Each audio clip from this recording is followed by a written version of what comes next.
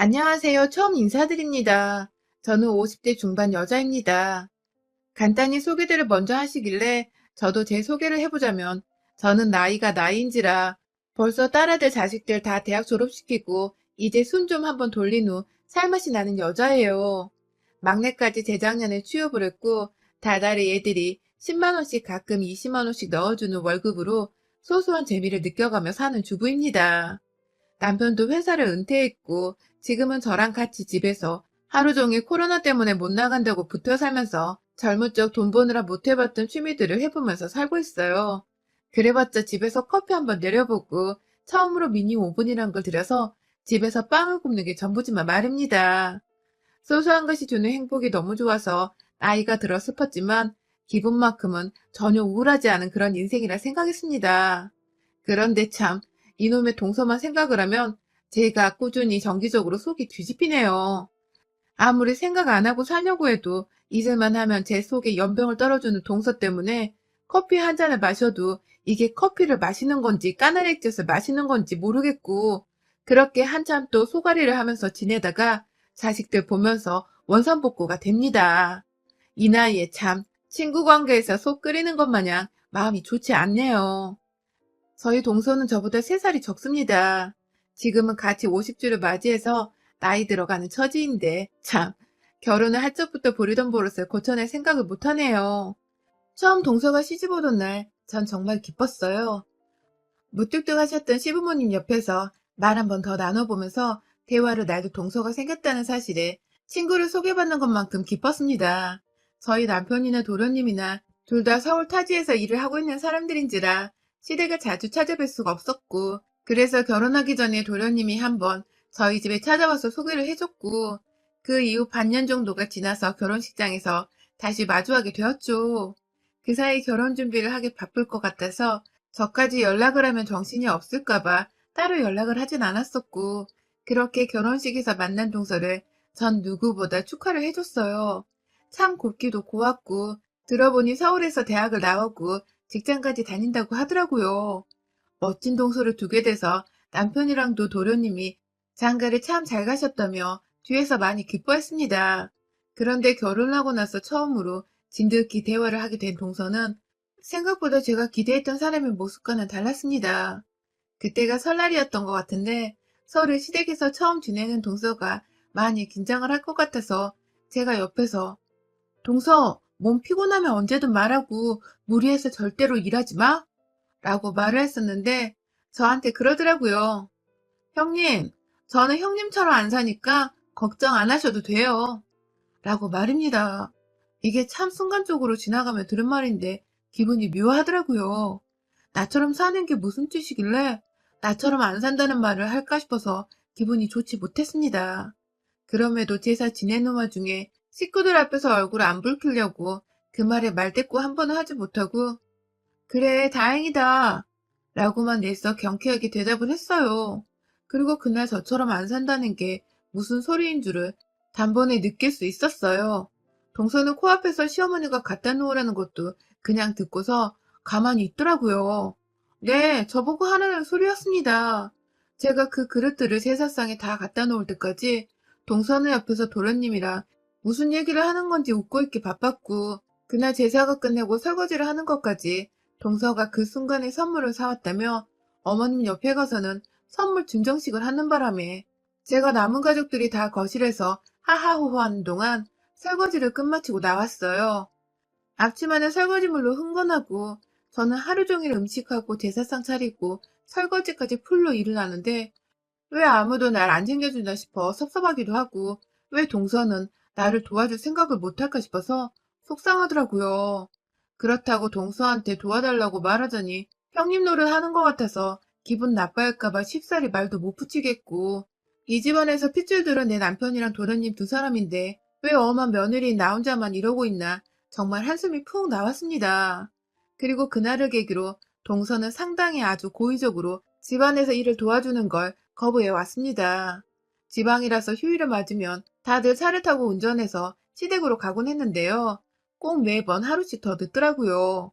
저희 남편이 회사를 다니니까 하루 정도 여유를 두고서 시댁에 가는 반면에 동서는 하루를 더 늦게 와서는 꼭 늦잠까지 자고는 일어나서 첫 마디가 형님, 밥 좀 주세요. 라는 거였습니다. 아휴, 다른 집 며느리분들도 다 이런 식으로 큰 동서가 시댁에서 둘째 동서 밥까지 챙기나요? 저는 이 짓을 아이를 먼저 낳고 나서도 반복했고요.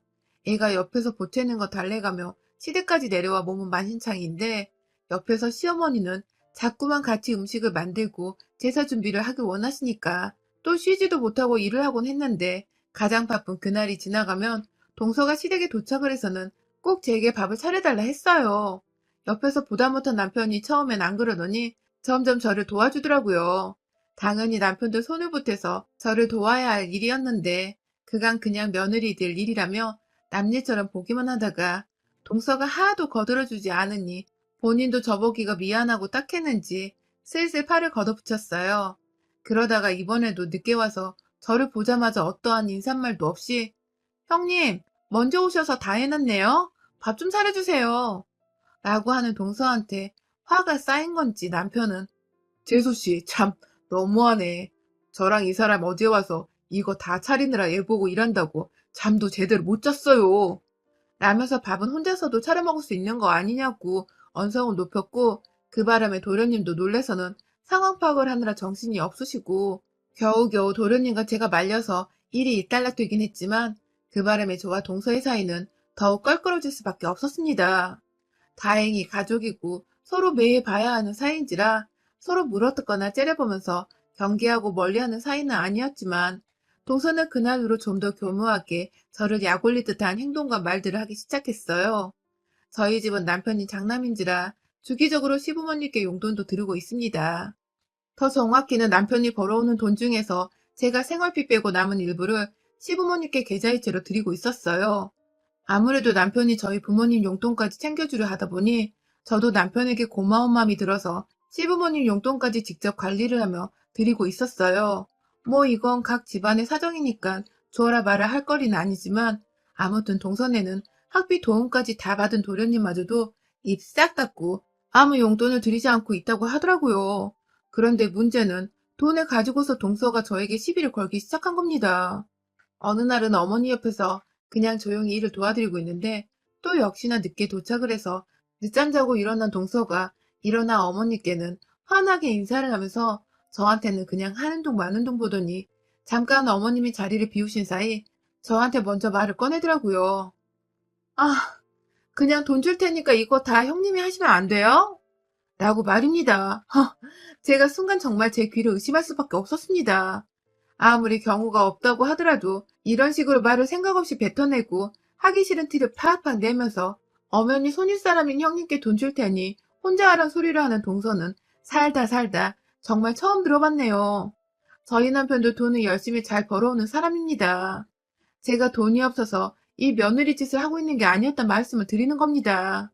그래도 시부모님은 나이가 들어가고 계시고 이왕 하는 거 그냥 내 도리는 다 하자는 생각으로 옆에서 꿋꿋이 요리하고 제사상 차리고 남편까지 나서서 다 함께 도와주고 있는 마당에 도련님이나 동서는 도와줄 생각도 안 하고 시댁에 와서는 산책하겠다며 집을 나가서 동네에 있는 산이라도 타고 내려오는 건지 한참을 들어오지 않다가 오후 늦게 와서는 차려주는 밥이나 얻어먹고 해도 참 너무하더라고요. 그런데 이제는 돈을 줄 테니 아예 저 혼자 다 하라고 대놓고 뻔뻔하게 부탁도 아닌 애교를 부리며 주접을 떨다니. 제가 그래서 그렇게 돈 주고 나한테 밥 차려달라는 소리를 할 거야? 라고 물어보니 동서는 당연하다는 듯이 네, 그래도 되죠? 라고 하더라고요. 동서와의 마찰은 또 있었어요. 뭐 꾸준하게 게으름 피우는 동서 옆에서 저 혼자 속 터지는 일들이 많았었는데 저 첫째가 초등학교 들어가던 때인데 아직 고등학교도 안 간 애한테 서울에 있는 대학도 못 가면 얼마나 부모님이 속상해하실까?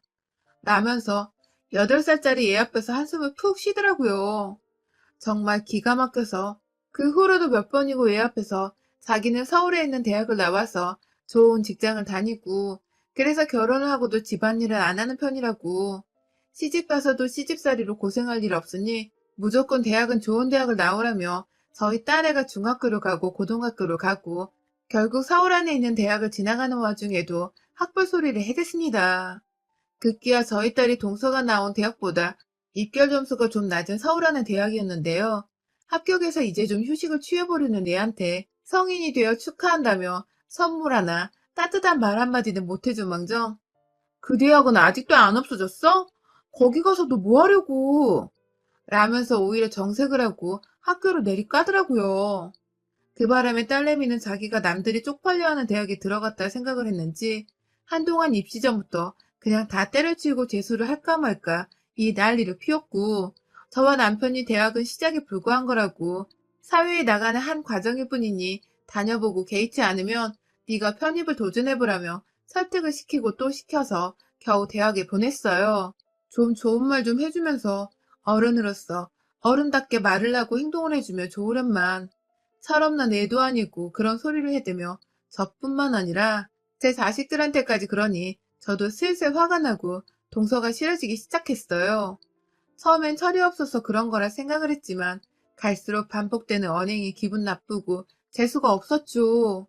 그럼에도 자식들 앞에서 화를 내고 난동을 피우기 싫어서 저 하나 희생하자는 마음으로 그냥 참았습니다. 지금 생각하면 왜 진작 아무 말도 못했나 싶어서 너무 분하지만, 그럼에도 애들 정서 생각하면 무조건 참은 건데, 아휴, 안타깝게도 제가 생각했던 것과는 전혀 다른 결과를 초래했더라고요. 저희 딸내미는 자라오면서 엄마가 동서 때문에 힘들어하는 걸 다 봤고, 또 자기도 작은 엄마로부터 대학 얘기부터 시작해 자신을 무시하는 듯한 소리를 들어대니 열이 좀 많이 받았나 보더라고요. 성인이 되어서는 시골에 내려가도 작은 엄마한테 인사를 하는 채 많은 채 집에서도 늘 좋은 회사 가서 작은 엄마 코를 납작하게 해줘야겠다는 소리를 하면서 독하게 공부하고 취업 준비를 하더니 대기업에 합격을 했습니다. 저로서는 너무 자랑스럽고 대견했죠. 그런데 문제는 우리 애가 지금 회사 입사한 지가 어느덧 5년 정도가 되어 가는데요. 애가 취업 준비를 하던 때에도 어디 그 대학 졸업하고 얼마나 좋은 회사 가는지 작은 엄마가 한번 보고 싶다 하면서 약을 올려대기 바쁘더니 우리 애가 좋은 직장에 멀쩡하게 취업 성공을 하고 나서도 동서나 아주 막 나가더라고요. 동서도 딸이 하나 있습니다. 저희 막내 아들보다 한 살 어린데 입을 나불거리는 지 엄마와는 달리 대학도 지방대로 갔고 지금 취업도 못해서 공무원 시험을 준비하고 있는 걸로 알고 있습니다. 왜인지 시댁에 한 번도 데려오지를 않아서 저도 남편 통해서 도련님으로부터 들은 소식들을 간간히 듣고 있는 정도예요. 아무튼 지 자식이나 좀 제대로 키우고 살 것이지. 인연이 진짜 사람 열받게 내 자식을 가지고 자꾸만 길을 죽이려 하고 시비를 걸더라고요. 좋은 대학 나왔고 걱정하던 것을 코 납작하게 해줄 만큼 좋은 회사도 떡하니 들어갔는데 꾸준하게 제 딸을 무시하는 겁니다. 네가 정말 출세했다. 부모가 지방대를 나오면 보통 꼭 대학을 못 가던데 하는 말부터 시작해서 그 회사 얼마 못 다닐지도 몰라. 학벌이 좋지 않으면 대기업에서 절대로 버티기가 힘든 게 사회야. 라면서 아직 잘 다니고 있고 승진까지 한 내 딸한테 금방 잘릴지도 모른다 소리를 해대면서 얼굴에는 소름 끼칠 정도로 착한 척 미소를 지어댔어요. 얘 머리에 도대체 뭐가 든 건지 모르겠을 정도로 얘가 참 뻔뻔하고 못되더라고요. 딸도 점점 스트레스가 쌓이고 참다 참다 안 되겠었는지 재작년에 숙모 얘나 잘 키우세요 하면서 말대꾸를 한 번 했다가 동서가 내내 우리 애는 생각이 깊어서 노후가 보장되는 공무원을 준비하는 거라며 요즘은 100세 시대니까 무조건 오래도록 일할 수 있는 걸 찾아야 한다면서 또 자기 자식 자랑에 내 딸이 말을 함부로 한다고 뒷담화에 아주 정말 난리가 아니었습니다. 물론 저는 한 귀로 흘려듣는 게 버릇이 되어 동서 말을 깨끗하게 무시한 채 내 딸을 향해서 엄지손가락을 치켜주며 잘했다고 칭찬을 했고요. 그런데요, 올해는 저희가 좀 다른 설을 일찍 보내게 되었어요. 오래전 시아버지는 병으로 먼저 세상을 떠나셨고, 바로 작년 말에 시어머니께서 돌아가신 겁니다. 너무 멀쩡하셨던 분께서 갑자기 돌아가신 바람에 저희 집이나 도련님네나 코로나 뚫고 모여서 장례를 치르고 상 치르고 정말 정신이 없는 해였어요. 마음도 많이 울적했고 그냥 사람 인생 참 허무하다며 마음 좀 끓이는 와중에 올 초 49제를 위해 저를 한번 찾았다가 도련님네랑 다 같이 저희 집에 모였습니다. 다른 이유 없었고 그냥 시부모님이 다 돌아가신 마당에 우리도 이렇게 나이가 들어가는데 남은 가족들끼리라도 잘 지내야 하지 않나 싶은 생각에 남편이 먼저 꺼낸 생각이었고 저도 흔쾌히 받아들였죠. 남편에게 하나뿐인 동생인데 저랑 껄끄럽던 이유로 피부치를 멀리하게 할 수는 없는 노릇이었고 와이프들 문제 빼고는 도련님과 저희 부부는 정말 잘 지내는 사이였거든요. 아무튼 그렇게 저희 집에 도착을 했는데 저희 아들은 회사 가까이인 분당에서 자취를 하고 있고 저희 딸은 저희 부부랑 셋이서 살고 있는데 그날 저녁에 딸이 퇴근을 하고 집에 왔어요. 저희 부부랑 도련님네 부부는 아주 간단하게 이른 저녁을 먹고는 잠시 커피를 마시는 중이었고요. 간간히 동서가 평생토록 만족하면서 살았던 저희 집 평수를 들먹이면서 형님은 아무리 셋이서 산데도 이렇게 좁은 곳에서 살아줘요? 하면서 집 가지고 또 뺀질거리는 소리를 해대길래 제가 한 번 또 한숨 쉬며 찻잔을 엎으려다가 양 옆에서 절 애처롭게 바라보는 남편과 도련님 눈빛에 참았습니다. 아휴, 말지라 떠는 건 나이가 들어도 절대 고쳐지는 게 아니구나 싶어서 어찌나 속이 터지고 또 안타깝던지요. 그러다 딸이 집안에 들어왔는데 아휴, 불안하더라고요. 딸은 숙모를 좋아하지 않는지라 집에서 마주한 동서를 보자마자 표정 관리를 못했어요. 안녕하세요 하고 인사를 하고는 그냥 방 안으로 들어가는 딸한테 저녁 먹었는지를 물어보러 따라 들어가려는데 뒤에서 동서가 그러더라고요. 아휴, 얘가 저렇게 어두워서 시집이나 제대로 가겠어요? 라고 말입니다. 아휴, 그러던 이내 회사는 아직 멀쩡히 다니는 거 맞아요? 라면서 대기업 다니는 척이 아니냐며 그 자리에서 웃기다고 웃는데 그 순간 방 안에 들어가던 딸내미가 나와서는 지금 뭐라고 하셨어요? 라고 물어봤고 저랑 남편이 안절부절 못하면서 그냥 어른이 하는 말씀이야 하면서 들여보내려 하는데 딸내미가 나도 어른이야. 나 지금 30 먹었어, 엄마.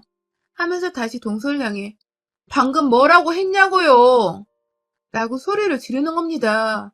동서는 그 나이를 처먹고도 얘한테 질 생각을 안 하고 한다는 소리가 어머머, 얘 말하는 거 봐. 누구 닮은 거야, 너? 어른한테 그게 무슨 이라고 칼칼한 목소리로 기분 나쁜 말을 하는데 옆에서 저희 남편이 아, 좀 그만 좀 못해요? 하면서 동서를 향해서 으름장을 놓고요. 그 말이 끝나자마자 동서, 참말 이상하게 한다. 누구 닮긴 내 새끼인데 날 닮지 누구 닮아.